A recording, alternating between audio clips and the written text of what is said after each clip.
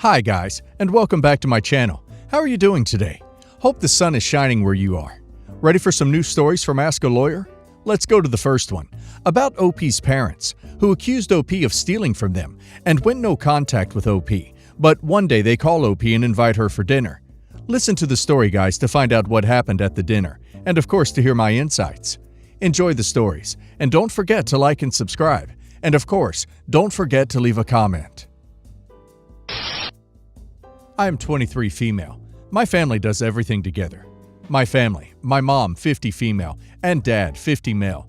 My older brother and sister 25 female and male. My older sister 24 female. My little brother 21 male. My mom stayed at home with us and took care of raising us. Us siblings became best friends. We were really close. When they wanted to borrow clothes or electronics, I never said no. When they needed money for something, I would give them what I had saved up. The incident. A little after I turned 22, my parents called us on Zoom for an emergency family meeting. My father looked really mad, and my mom was on the verge of tears. My little brother was sitting next to them. He still lives at home, and he explained that he couldn't find his envelope with money, around $3,000.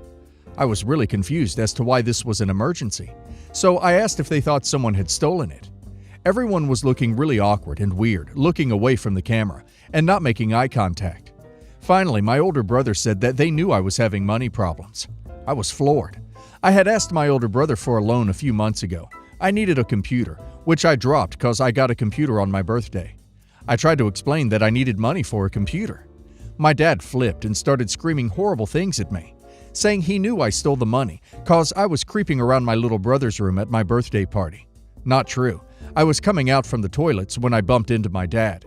Anyway, my dad said he wanted nothing to do with me and that we were all going to go no contact until I confessed. Then, they all ended the call. I tried to call, but I was blocked. I went to their house in the middle of the night in pouring rain, and they wouldn't open the door. I was completely broken. My family was ready to throw me away. I tried for months to come to contact, but all I ever got was, "Are you ready to confess?" And when I said no, they would ignore me.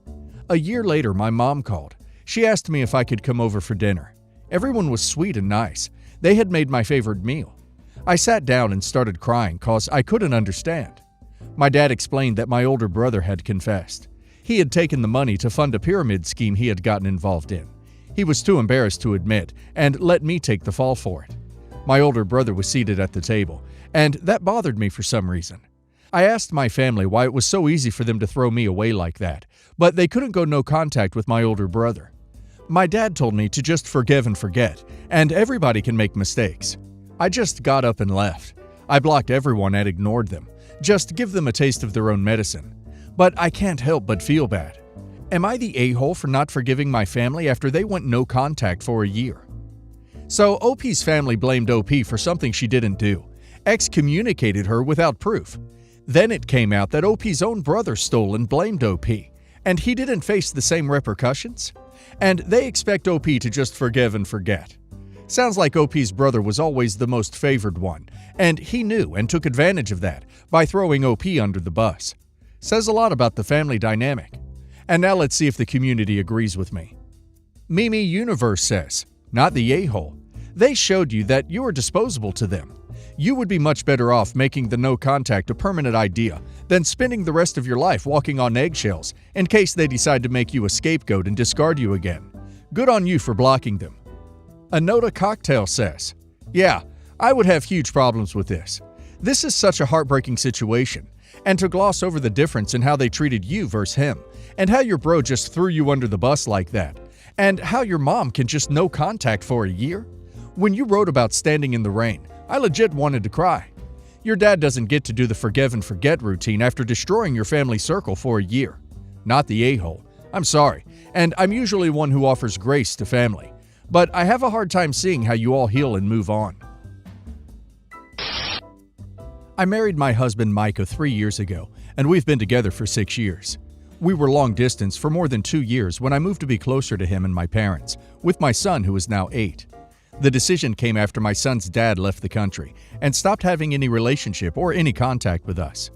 He dropped off the face of the planet from us. My husband is divorced and has an 11-year-old son and a 9-year-old daughter with his ex-wife. My husband's parents started playing favorites when they learned I was pregnant with mine and my husband's daughter. They would bring lavish gifts for my stepkids and would maybe bring something small for my son, but they mostly ignored him, and the final straw was them being all theatrical over giving my stepkids gifts because their grandbabies were so special and rubbing it in my son's nose. My husband told them to leave, and they were to leave us alone. My husband's ex-wife, who never liked that he remarried, decided to maintain a very full relationship with my husband's parents and also allowed them to give gifts at her house. It became such a big deal that last year, and for the last 2 birthdays they had, it was mentioned around my son all the time. Not to mention, she invites them to all my stepkids' school plays and other activities, where they make a very big show of being very involved and loving and ignoring my son. It's also worth noting that they never showed it this stuff before, according to my husband, even when invited. After all he went through with his dad abandoning him, never having the interest of his paternal grandparents, and then people who had been good to him at first, and who said he could call them grandma and grandpa, dismissing him in favor of bio grandkids. We were so worried about the harm that would come to him psychologically. So my parents asked us a few months ago if they could give my son an extra gift, a big nice gift, away from my stepkids, so he could feel extra loved and like he's not getting way less. My husband and I agreed. Somehow my in-laws found out about the gift, and we're not sure how, because even my son doesn't know yet, and my parents don't know my in-laws, or ever see or contact them. But they said we can't complain about them, and then allow the same to happen to their grandkids. They argued with my husband, who told them to leave us alone, and that we were not being cruel about it. Part of me still feels guilty though, and worries they will tell my stepkids, or make it an even bigger deal. They told my stepkid's mom, who sent my husband a text about it, and said we're horrible people. Am I the a-hole for allowing it? I just need to figure it out, or not. The difference is, OP's parents were doing an extra gift quietly for their biological grandson. The issue with how the in-laws were treating OP's son was their loud, almost purposeful favoritism. I think even OP's in-laws doing more for their biological grandkids is totally reasonable, but not in a way that meant to leave out OP's son. It would be stupid to tell OP's parents they can't give extra stuff to the grandson they've known since birth. So OP is definitely not in the wrong here. And now let's hear the community's opinion. The Shiny Glitter says, not the a-hole. It's equalizing the whole situation. Your in-laws and his ex and your stepkids are constantly crapping on your son. It's amazing that when they do something extra, and made a point of rubbing your son's face in it, that it's okay. But when your son gets an extra gift, that the stepkids weren't taunted with, that it's mean. The in-laws and ex can go duck themselves. E.Y. Jackson Gilbert says, not the a-hole, but if you didn't tell your in-laws, and your child and parents didn't tell your in-laws, then the chances of your husband being the blabbermouth are astronomically high. He probably let it slip, or told them in anger, because he was sick of their shenanigans. Let your parents spoil your son as much as they want to. He deserves it.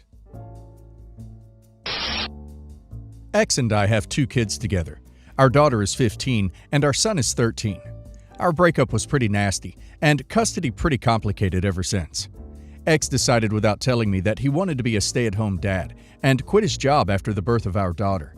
It was a rocky time for us, but I had no issue with him staying home. He said he would talk to me first in the future, and we moved on. But he was a crappy stay-at-home parent. He didn't cook or clean, refused to go back to work, and would leave all the general chores to me. He took decent care of the kids, and that was the most important thing. It was just how little he invested into anything else. Then I found out he was only married to me because of my success and paycheck, and I divorced him. At first, he was supposed to get equal custody, but then the judge found out he was lying about his ability to get a job, so he could get child and spousal support, which he didn't qualify for the latter anyway. But the former would be based on his income, and he did have a good job after I kicked him out, so it wasn't impossible. Anyway, I ended up with primary, and he ended up with every other weekend, which increased after he realized I wasn't going to support him. He got married 5 years ago. His wife has 5 of her own kids. My kids get along okay-ish with him. They feel like they don't really have much in common with them, and they complain about the cramped space in their dads, but no huge problem with anyone. I never bought for his stepkids. I always felt it was X's responsibility to do it with our kids. He always complained, and I ignored. But in the last year and a half, it's been more and more complaints. Right before the start of stuff shutting down, I got my kids a Switch each, so they could play games easier. Both them and I love to game. Then I got a family console for the new gen last year, though I only got that in June of this year. X knows about the stuff I've bought, and he is livid that I buy this stuff for our kids, but never give gifts to his stepkids. Or, as he put it, buy gifts from our kids to his stepkids. He thinks it should be my job, since it would be extra gifts and more money spent on his stepkids, who have nobody but him and his wife who care. It's caused a lot more tension of late. I feel like this is just him trying to use me again. But these are kids, so I wonder, am I the a-hole? Well, it looks like OP's ex hasn't changed a bit. He felt entitled to OP's paycheck then, and he feels entitled to it now. No one told him to marry a woman with 5 kids they couldn't afford to buy small luxuries for. Almost like there's a correlation between the number of dependents and discretionary income. He probably thought he could use the 5 kids to manipulate OP into spending money for his household. And the fact that he said his stepkids only have a mom and a stepdad to care for them shows that. How is a 2-parental family figure unusual anyway? And now let's hear the community's opinion on the matter. RoboClaus says, "Not the a-hole. Your ex is being ridiculous. It's not your responsibility to buy anything for his stepkids." Cheesesteak in Paradise says, "Not the a-hole. You definitely don't have to buy gifts for his stepkids. I would probably keep expensive gifts at your place because 1. The items may get broken or stolen at your ex's. 2. No need to flaunt what your kids have that their step-siblings don't have." Due Appointment says, "No offense whatsoever, OP, but duck him and them kids, not the a-hole.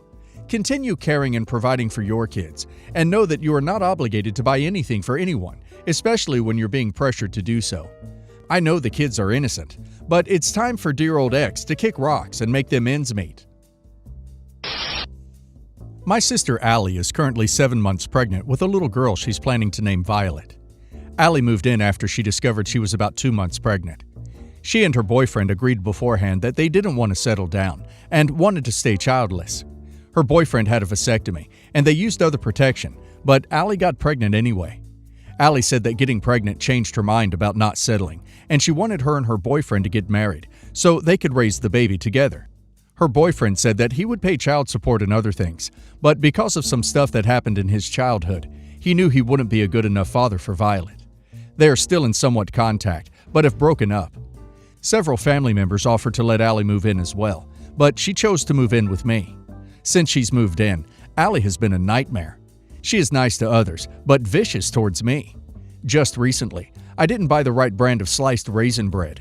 Allie wanted a different brand than usual, but neglected to tell me that. And she went off on a tirade about how I was a failure in life, and it wasn't surprising my ex cheated on me. Allie never apologizes for her tirades, and thinks I should just get over them because the hormones are giving me mood swings. Allie does not work at the moment, and also does not help around the house. She is capable of moving. She goes to friends' houses, but will not pick up after herself because she claims those specific chores cause her immense pregnancy pain. Allie expects me to be her servant because she's pregnant. She once made me drive almost 3 hours to bring her food from this specific Italian restaurant because Violet was craving lasagna. It's for her. Anytime I put my foot down or am not 100% cordial with her, as in being tired instead of super enthusiastic, Allie will call my mother, and she and my other female family members will shame me because they say it is S for me to always expect Allie to be perfect when she's in pregnancy pain, and I will never know the demand of pregnancy on your body. I explain my side, but they argue the same things, along with how I should just help Allie because stress is bad for the baby. The tirades and demands for special food items because Violet wants them have become daily occurrences. So I told Allie last week that we needed to talk. I explained to Allie that I love her, but I just can't deal with her right now. I said I would help her move out and helped pack and bring her things to my mother's. Now my family members are calling me an a-hole, saying I kicked out my own sister when she's pregnant. How Allie always looked out for you. Allie's 4 years my senior, and this should have been my turn to take care of her. How Violet's father isn't going to be in her life, and now she has an uncle who threw her out. I just can't handle Allie because of how physically and mentally exhausted I am. So, am I the a-hole? Stang F150 says, "Not the a-hole, OP. If your female family members are so concerned with her, she can move in with them. And the boyfriend needs to visit the doctor he got snipped at and get tested to see if he is shooting blanks as he should be. as it's very likely that Violet is not his baby. Comprehensive Tie 395 says, "Not the a-hole. It's your place and your choice. If your family has a problem, then they can have her move in with them and see if they change their mind. Does your sister expect to live there after the baby is born and you to do all the work and pay for everything?" Holly Matt 16 says, "Not the a-hole. I understand she is pregnant, but she's clearly overstepping her boundaries and causing you so much stress. Sometimes you gotta do what's best for yourself." First, my husband and I have been together for 23 years. My daughter and his son met, fell in love, and married a few years after we were together. My step-son-in-law's mother, who is also my husband's ex-wife, we'll call her Debbie, has and is always somewhere in the picture. She presents as if she is one of my husband's children instead of his ex-wife. Aggravates the hell out of me, but whatever. We have 10 acres and share the land with my daughter and my stepson-in-law. We bought an old RV park, so RV hookups are easily accessible. Debbie immediately bought an RV and had it brought to the land. It's parked close to my daughter and stepson-in-law's house, but I see it from every angle of my home. Debbie and her husband have only stayed a few times. Seems strange, whatever. My stepson-in-law loves cameras and has them basically strung all over their side of the property. I hate it, but until now I haven't said anything about all the damn cameras. Yesterday, my daughter sent me a picture that Debbie sent to her of a huge bird that was flying in our yard. I said, wait a minute, how did she take a picture of a bird in our yard? Oh, the cameras. She has access to all the cameras around here. What the duck? And you know if she caught a picture of a bird, she's checking all the notifications. My privacy is being violated. This is BS. I am pissed. My daughter told me it's no big deal. The entire family has cameras set up at their individual homes, and they all share access to their cameras with each other. I don't even have access to these cameras. The thing is, I don't want Debbie knowing when I go outside, when I walk across the yard, when I'm doing yard work. None of it. If she's not there, it's none of her business. Are these cameras also equipped with microphones? Has she been listening to private conversations? My daughter told me I needed to take it up with my stepson-in-law if it bothers me. She doesn't know why it's such a big deal. Usually, my husband is on their side, but because I was so upset, he said he would talk to his son about it. What difference will it make at this point? There's no way to prove that she has had her access taken away. I've decided I will no longer walk on their side of the property. I won't run over when they aren't home and they need me to check on the animals, walk the dogs, whatever they want or need me to do. This feels like the only recourse, and it sucks. Is this something that I'm blowing out of proportion? Am I the a-hole here? Danavel says, you need to have the cameras that face your part of the property turned away from your house or places you like to hang out. You deserve privacy in your own home. Ranjit Kumar Singh says, not the a-hole. This is unfair to you, and that you weren't even notified of such, given that it's your property. At the same time, your husband should have laid some clear boundaries about his ex-wife and her presence in his life. Them CP says, I would straight out demand that the cameras have to go, not be repointed. I would demand they be removed entirely, on the grounds that as long as they are there, I can't trust what they will be used for.